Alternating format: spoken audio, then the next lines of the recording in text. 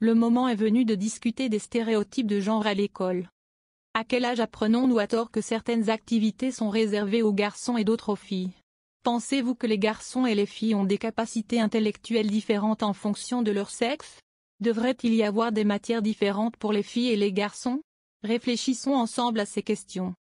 Que penserais-tu si ton école n'était que pour les garçons ou que pour les filles? Vous aimeriez? Quels en seraient les points positifs et négatifs? Avez-vous déjà exclu un garçon ou une fille de votre classe simplement parce qu'ils ne sont pas de votre sexe? Saviez-vous que le collège australien Stella Maris de Sydney met ses étudiantes à l'épreuve en leur donnant un cric et une clé cruciforme pour savoir comment faire face à n'importe quelle situation, surtout les situations de la vie? Qu'en pensez-vous? L'idée vous plaît-elle? Est-il possible que nous puissions nous-mêmes prouver l'existence d'un stéréotype par notre comportement? Avez-vous déjà pensé que si votre père peut changer une roue ou réparer un évier alors que votre mère ne le peut pas, c'est uniquement parce qu'il a été éduqué et pas elle? Si les adultes masculins que vous connaissez sont bons dans les activités masculines alors que les femmes sont bonnes dans les activités féminines, il ne s'agit pas d'une différence due à leur sexe, mais seulement du fait qu'ils ont reçu une éducation différente basée uniquement sur le fait qu'ils appartenaient à une catégorie plutôt qu'à une autre.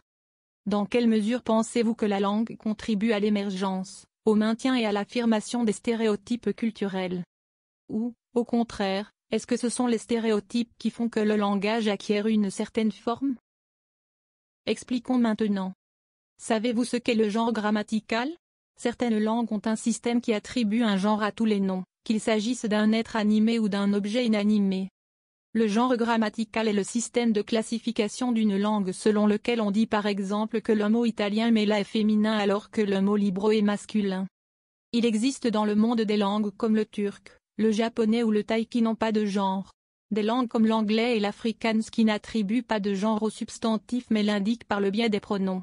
D'autres, comme l'italien, l'espagnol et le français, ont deux genres, masculin et féminin, et d'autres encore en ont jusqu'à trois. L'allemand, le polonais et le russe, par exemple, ont aussi le genre neutre. Selon certaines études, cette distinction influence la perception du sexe biologique et donc de la réalité qui nous entoure.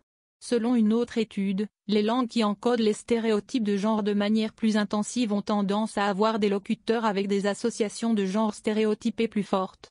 Les résultats montrent que les personnes qui ont des associations de genre dans leur structure de distribution ont tendance à faire plus d'associations implicites.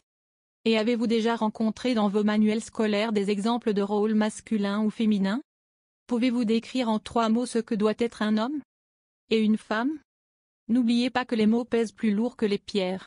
Les mots façonnent la pensée et la pensée façonne la réalité qui nous entoure. Les mots sont le pont vers cette réalité et nous relient les uns aux autres. Le partage est une responsabilité, vous êtes ce que vous communiquez et vous devez être conscient que le langage a des conséquences. La façon dont nous nous identifions est ce qui est vraiment important, nous n'avons pas à nous comporter de façon obligatoire parce que nous sommes un garçon ou une fille.